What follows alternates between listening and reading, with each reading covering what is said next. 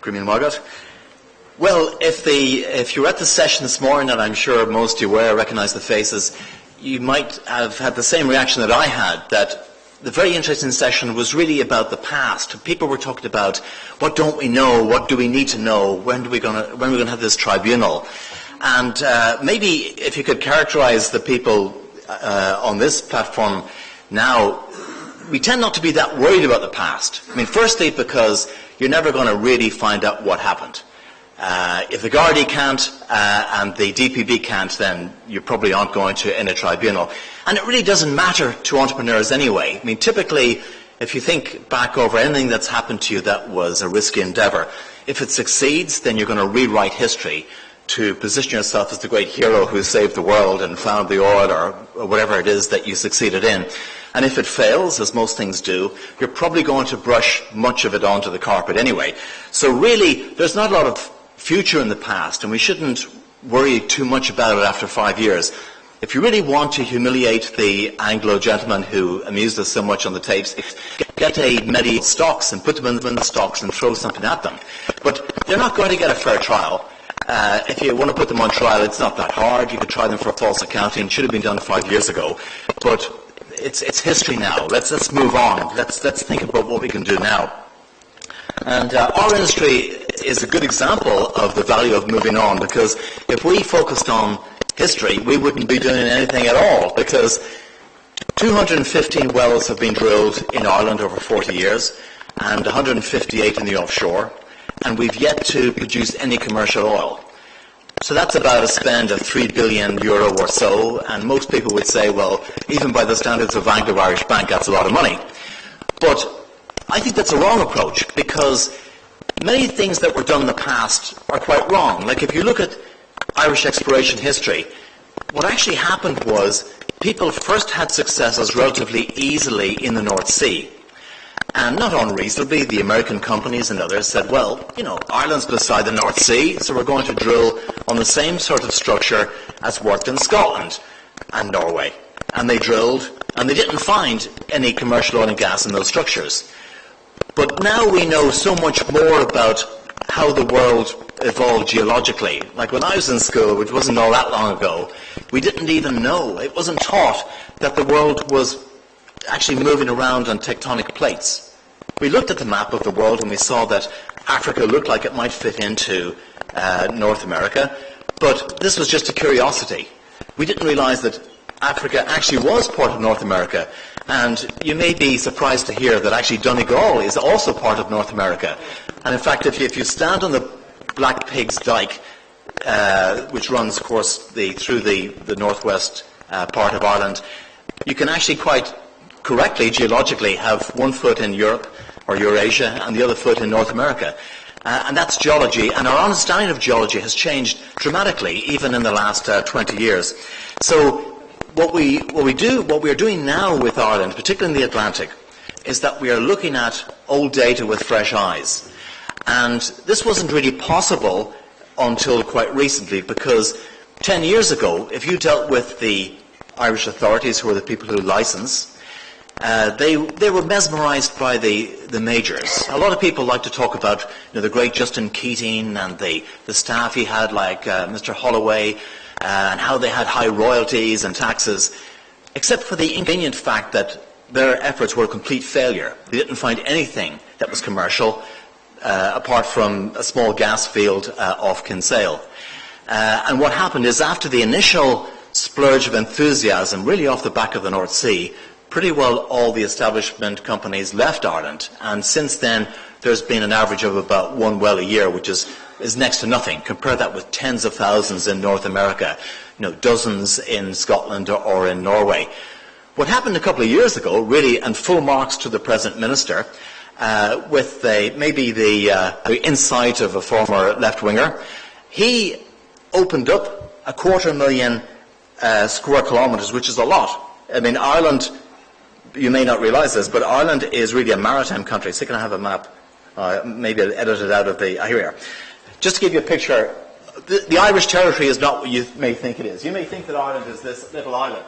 But actually, Ireland is all that territory that is marked in a red line. And there's 13 times as much of it at sea as there is on land. So Ireland is actually a maritime country, and it's one of the most maritime countries in the world. And yet, anyone know what proportion of our GDP comes from the sea? It's just over 1%.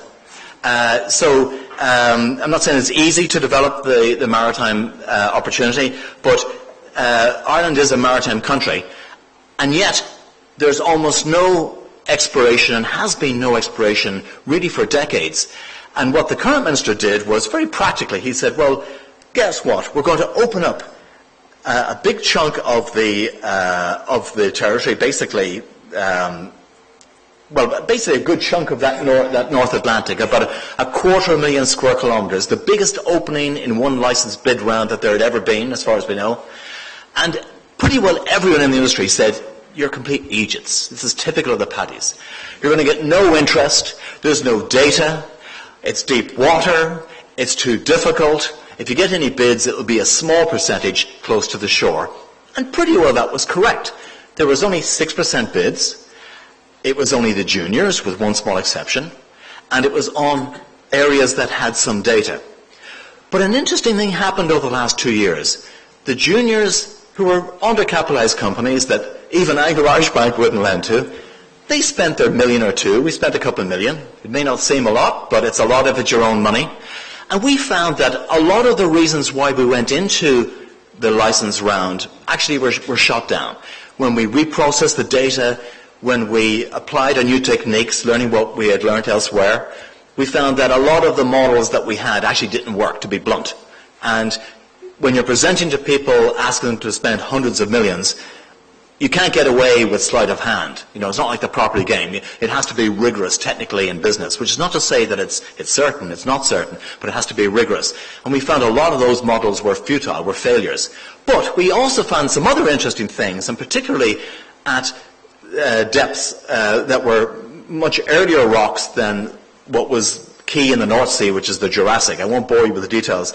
But basically, learning from the experiences offshore Africa, where another Irish company, Tullow, went into a play that had failed, looked at it with new eyes and new technology, drilled it out again, and brought in 2 billion barrels offshore Ghana.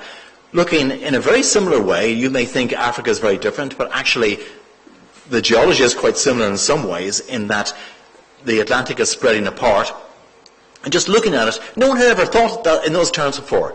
You won't get that from a Shell or a BP. They just don't think in those terms. The big companies have big balance sheets, but they're relatively uncreative, and they're afraid to take personal career risks.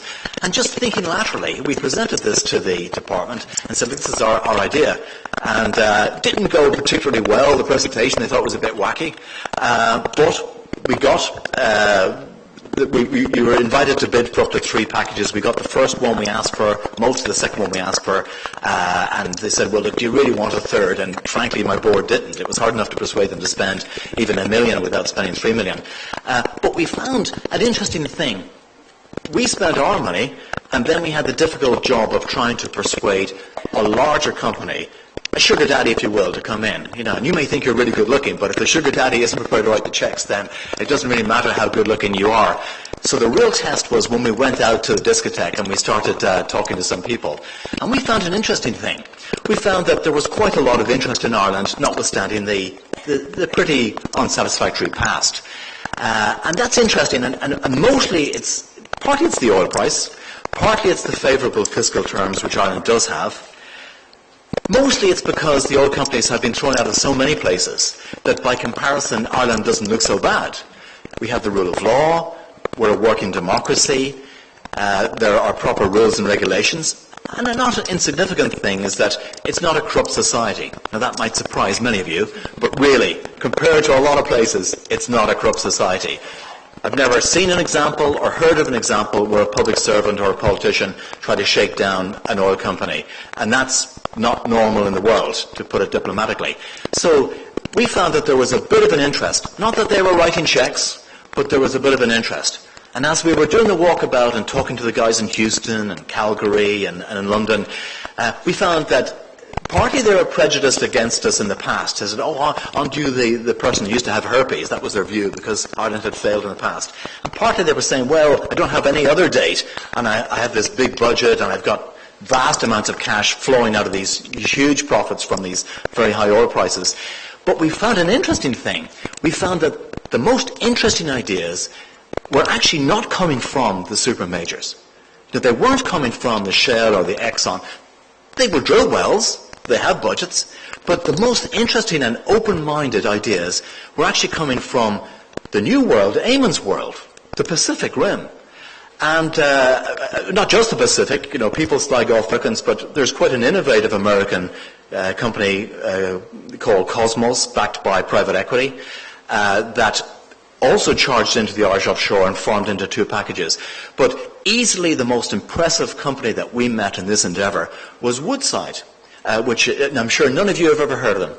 The biggest gas and oil company in Australia, exporting the main liquefied natural gas exporter to Japan and selling into the Japanese market at a very high price. And when we were talking to them and we were saying, well, the problem with these rocks is that they're likely to be gas prone, the Woodside lady, and it's nearly all a female team, again, different to Europe, she said, oh, that's really good, because that means if it's gas prone, that means the gas will be released from the reservoir rocks more readily. And we were scratching our heads and thinking, well, everyone knows that it's bad to find gas. Why is she excited by gas? And the reason is because the world has changed. And gas is no longer the orphan child, and gas can be very lucrative in a market like the European market. So new thinking, new attitudes. And very often here in Ireland, and even if you listen to the speeches this morning, people think of Ireland as their own county, or maybe the 26 counties. Or if you really want to go international, think of the United States or maybe the EU. But if you add up all the energy consumption in the world today, which is a good proxy for economic activity, more than half of it now is outside those places. Japan, Europe and North America is now less than half of the world's energy consumption, and rapidly falling as a percentage.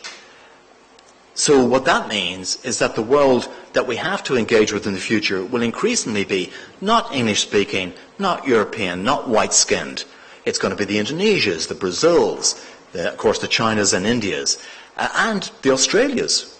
So we have to think in an innovative way about what might be done, and we have to get away from this negativity. Like some of you may have read about a week ago that ExxonMobil drilled a well in the southern part of the Porcupine, near where we are, and the industry view was that this was very unlikely to succeed for various reasons. One, there was no wells close by. Two, there was no three-dimensional seismic close by.